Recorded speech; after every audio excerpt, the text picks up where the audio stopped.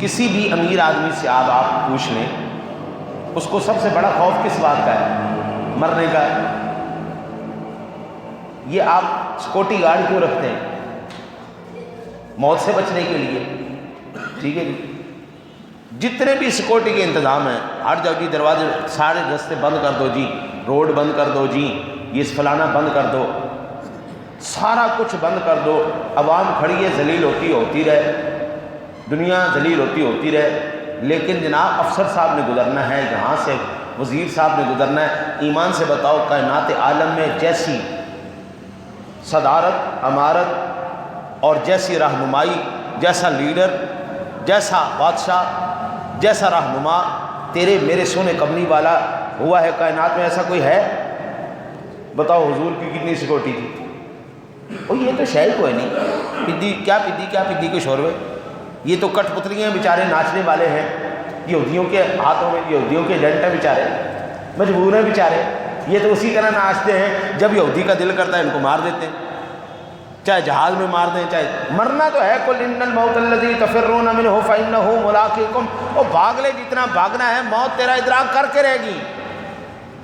ایک مقام پر فرمایا اذا جاء اجل لا یستأخرون ساعۃ ولا یستقدمون، ایک سیکنڈ بھی لیٹ کوئی نہیں ہونی، ولو کان فی بروج مشیدہ، یا مضبوط قلعوں کے اندر بند ہو جا۔ موت نے ادراک کر کے رہنا۔ عمر فاروق اعظم رضی اللہ تعالیٰ عنہ کی ذات گرامی لیٹے میں ایک کسرا کیلچی مارنے کے لیے آیا، آپ سو رہے ہیں مٹی کے اوپر، عمر فاروق اعظم کے اوپر جیسے ہی حملہ کرنے لگا، اللہ نے جھاڑیوں سے ببر شیر باہر نکال دیا۔ او بابا حفاظت ہماری یہی کریں گی۔ آج ایک ببر شیر اس دنیا فانی سے گیا ہے، کتنی سیکورٹی تھی؟ کوئی سیکورٹی نہیں، پوری دنیا میں خوف تھا۔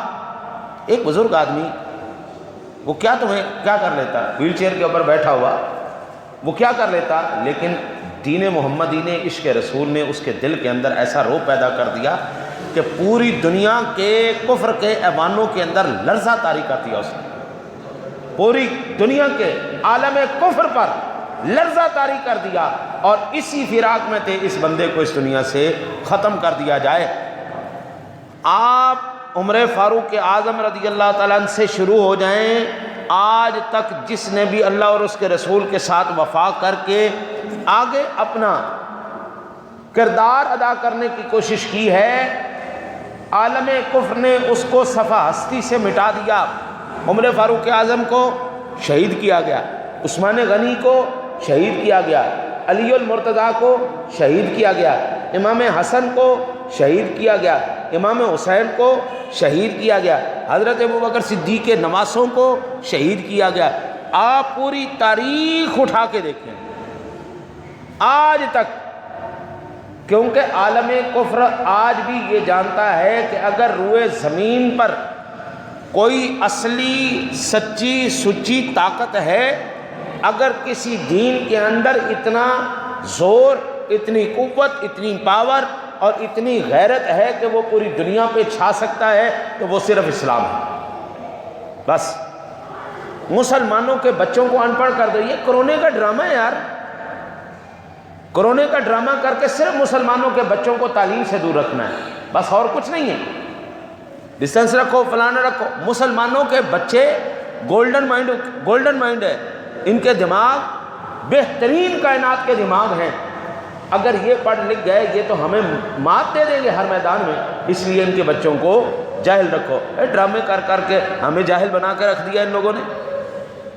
کس چیز سے ڈرا رہے ہیں؟ مومن کو موت سے ڈرا رہے ہیں۔ میرے کملی والے نے فرمایا مومن کے لیے موت تحفہ ہے، چلو ہمارے لیے تو یہ تحفہ ہے، ہم لڑتے ہیں مرنے کے لیے، وہ لڑتے ہیں جینے کے لیے، فیصلہ یہی بھی ہو جاتا ہے۔